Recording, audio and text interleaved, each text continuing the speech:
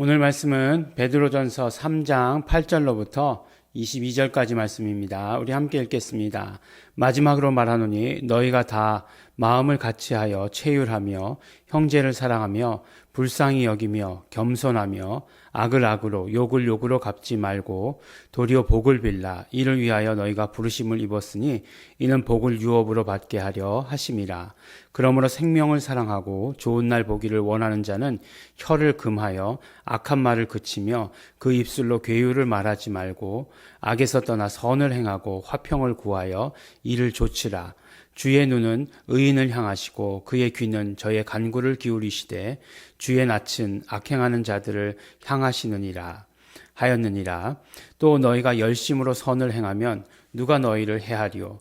그러나 의를 위하여 고난을 받으면 복 있는 자니 저희의 두려워함을 두려워 말며 소동치 말고 너희 마음을 그리스도를 주로 삼아 거룩하게 하고 너희 속에 있는 소망에 관한 이유를 묻는 자에게 관해서는 대답할 것을 항상 예비하되 온유와 두려움으로 하고 선한 양심을 가지라.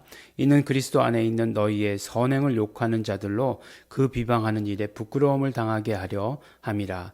선을 행함으로 고난을 받는 것이 하나님의 뜻일진데 악을 행함으로 고난을 받는 것보다 나으리라. 그리스도께서 한 번 죄를 위하여 죽으사 의인으로서 불의한 자를 대신하셨으니 이는 우리를 하나님 앞으로 인도하려 하심이라. 육체로는 죽임을 당하시고 영으로는 살리심을 받으셨으니 저가 또한 영으로 옥에 있는 영들에게 전파하시니라. 그들은 전에 노아의 날 방주 예비할 동안 하나님이 오래 참고 기다리실 때에 순종치 아니하던 자들이라. 방주에서 물로 말미암아 구원을 얻은 자가 몇 명뿐이니 겨우 8명이라. 물은 예수 그리스도의 부활하심으로 말미암아 이제 너희를 구원하는 편이 곧 세례라. 육체의 더러운 것을 제하여 버림이 아니요 오직 선한 양심으로 하나님을 향하여 찾아가는 것이라. 저는 하늘에 오르사 하나님 우편에 계시니 천사들과 권세들과 능력들이 저에게 순복하느니라. 아멘. 네, 우리 베드로 전서도 보면 이제 계속해서 성도들에게 이렇게 권면해 주시는 많은 말씀들이 있습니다. 여러 가지 이렇게 권면해 주시는 말씀 가운데 악을 악으로 욕을 욕으로 갚지 말라. 이런 말씀들, 예수님께서 하셨던 말씀들이랑 굉장히 비슷하죠. 네, 왜 그럴까요? 네, 베드로가 예수님께서 말씀하시는 것들을 다 들었기 때문에 또 그 신앙생활하는 원리이기 때문에 그럴 것으로 이렇게 생각을 합니다. 그리고 또 보니까 항상 우리는 전할 것을 예비해 가지고 있어야 된다라고 이렇게 이야기하죠. 소망에 관한 이유를 묻는 자들에게 대답할 것을 항상 예비해야 된다. 무엇으로? 온유와 두려움으로 예비해야 된다. 그러니까 언제 어디서든지 간에 누가 소망에 대해서, 그러니까 구체적으로 이야기하면 그거죠. 왜 예수 믿어야 돼요? 네. 이렇게 만약에 누가 물어주신다라고 한다면 이건 정말 하나님께서 주신 대단한 기회입니다. 네. 이렇게 묻는, 이렇게 영혼에 갈급한 자가 있다라고 한다면 정말 하나님께서 예비해 주신 자고 하나님께서 나에게 특별히 보내주신 자인 것을 잊으시면 안 됩니다. 왜냐하면 그렇게 묻는 사람이 없기 때문에 그래요. 네. 그렇지만 우리는 언제나 복음을 전할, 언제나 누구에게든지 때를 어떤지 못 어떤지라고 말씀하시지 않습니까? 이렇게 복음을 전할 그런 모든 것들을 다 준비해 가지고 있어야 된다. 이렇게 말씀하시는 거죠. 아유, 나 하나 믿기도 버거워요. 이렇게 해서는 안 된다는 겁니다. 우리가 정말 내 믿음 하나도 정말 지키기가 어려워요. 힘들어요. 이렇게 얘기해서는 안 된다는 거예요. 우리가 정말 마지막이 가까울수록 예수님을 증거하는데 왜 내가 복음을 믿어야 되고 왜 내가 복음 가운데 거해야 되는지를 확실히 말하고 알려야 된다라고 이렇게 말씀해 주시고 계시는 것입니다. 그리고 또 이제 말씀해 주시기를 이제 선을 행함으로 고난을 받는 것이 악을 행하다가 고난을 받는 것보다 훨씬 낫다라고 이렇게 얘기하고 있습니다. 네, 그러니까 우리가 적극적으로 선을 행해야 된다 이 말씀인 거죠. 네, 그렇게 말씀을 해주시는 것입니다. 그리고 나서 이제 베드로전서에 굉장히 어려운 구절이 있죠. 우리가 사실은 그냥 읽어서 이해되는 구절들이면 참 좋겠는데 어떤 무엇인지 어떤 영적 세계를 알지 못하면 이해하지 못하는 그런 구절들이 없지 않아 있습니다. 우리 베드로전서에 나와 있는 구절도 그렇고 또 이 구절이 가지고 있는 굉장히 중요한 의미가 있어요. 이 3장 19절 말씀, 오늘 읽은 말씀 보니까 저가 또한 영으로 옥에 있는 영들에게 전파하시니라 라고 이렇게 말씀하고 계세요. 그 위에 절에 보니까 그리스도께서 한 번 죄를 위하여 죽으사 의인으로서 불의한 자를 대신하셨으니 이는 우리를 하나님 앞으로 인도하려 하심이라. 육체로는 죽임을 당하시고 영으로는 살리심을 받으셨으니 라고 말씀하시고 저가 또한 영으로 옥에 있는 영들에게 전파하셨다라고 이렇게 말씀합니다. 근데 그 옥에 있는 영들을 누구라고 말씀하시느냐? 20절 말씀해 보니까 그들은 전에 노아의 날 방주 예비할 동안 하나님이 오래 참고 기다리실 때 순종치 아니하던 자들이라. 이렇게 말씀하고 있어요. 네. 그러니까 이제 그 히브리서 말씀을 우리가 기억해 보면 예수 그리스도의 구원의 범위에 대해서 말씀드린 적이 있어요. 그러니까 예수 그리스도께서 죄를 담당하셨을 때 누구의 죄를 담당하셨습니까? 그렇죠. 네, 예수 그리스도 이후의 모든 사람들의 죄를 다 담당하셨어요. 그러니까 예수님 오신 다음에 이후의 사람들은 죄가 없어요. 네. 뭐라고 그랬죠? 죄가 없는데 그런데 구원은 어떻게 된다고요? 예수님을 믿어야 된다라고 얘기했잖아요. 그러니까 믿지 않아서 지옥 가는 것이지 죄 때문에 지옥 가는 것은 아니다. 이렇게 말씀드렸어요. 그러면 이제 피 흘리시고 죽으실 때에 바로 그 우리 예수님 이후의 모든 사람들. 그래서 뭐라고 얘기하죠? 은혜 시대라고 이렇게 얘기하지 않습니까? 그 은혜 시대, 그 사람들의 모든 죄를 담당하셨어요. 그러면 그 전의 사람들은 어떻게 되느냐?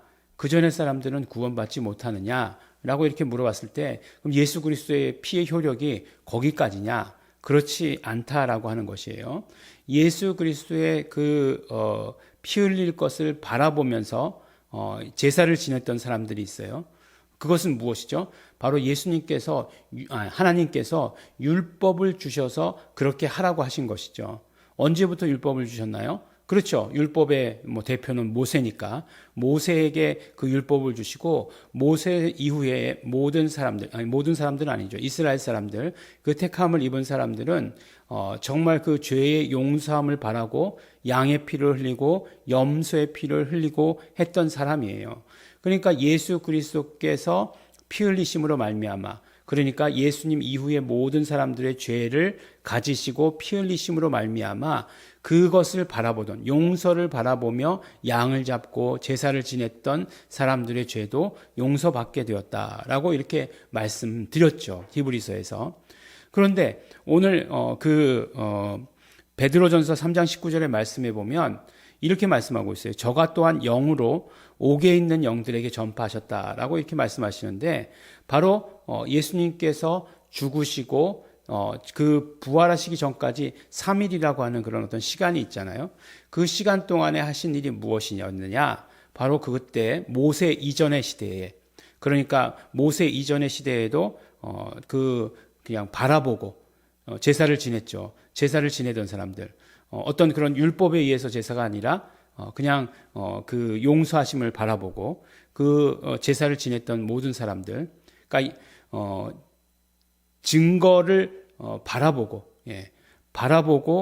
증거를 받지는 않고 바라보고 그 제사를 지냈던 사람들, 그 사람들을 이제 제사 시대의 사람들이라고 이렇게 얘기하죠. 그러니까 그 사람들을 또 구원하셨다라고 하시는 사실을 우리는 오늘 말씀을 통해서 알 수 있는 거죠. 그러니까 예수 그리스도의 모든 용서의 피의 그 용서의 범위가 얼만큼인가라고 하는 것을 우리가 말씀을 통해서, 오늘 말씀을 통해서 이렇게 바라볼 수가 있게 되는 것입니다. 그렇습니다. 예수 그리스도께서 용서하신 범위가 이렇게 크다는 거예요. 예수 그리스도께서 이렇게 우리를 용서하셨다라고 하는 사실을 우리에게 말씀해 주시고 계시는 것입니다. 그래서 이제 노아의 이야기가 나왔을 때 그렇게 구원받았고 그렇게 건짐을 받았다는 것뿐만 아니라 또 이제 노아의 날이라는 이것을 가지고 우리에게 이야기해 주시려고 하는 것이 있어요. 그러니까 물은 예수 그리스도의 부활하심으로 말미암아 이제 너희를 구원하는 표다라고 이렇게 말씀하고 있습니다. 곧 침례다 이렇게 얘기하고 있죠. 그러니까 침례라고 하는 것이 결국 무엇이냐? 물속에 잠기는 거죠. 물속에 잠기는 것이 침례를 말하는 건데 그 물속에 잠긴다는 것은 무엇이냐? 결국 예수 그리스도의 죽으심과 연합하는 것을 말하는 거예요. 그래서 예수 그리스도와 연합한다는 것은 육체의 더러운 것을 제하여 버리는 것, 씻는 것에만 의미가 있는 것이 아니라 하나님을 향하여 찾아가는 것이다 라고 이렇게 말씀하심으로 말미암아 예수 그리스도와 함께 사는 것을 말씀한다 이렇게 이야기하고 있습니다.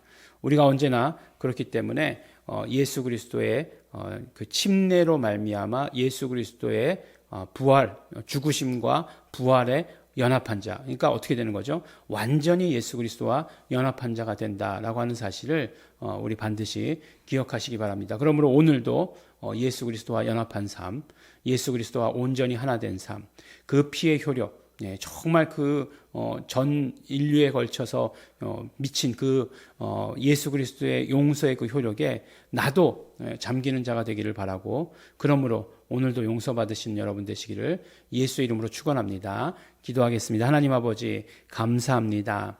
하나님 아버지 정말 예수 그리스도의 피, 그 무한한 피의 능력 아버지 너무나 감사하고 고맙습니다.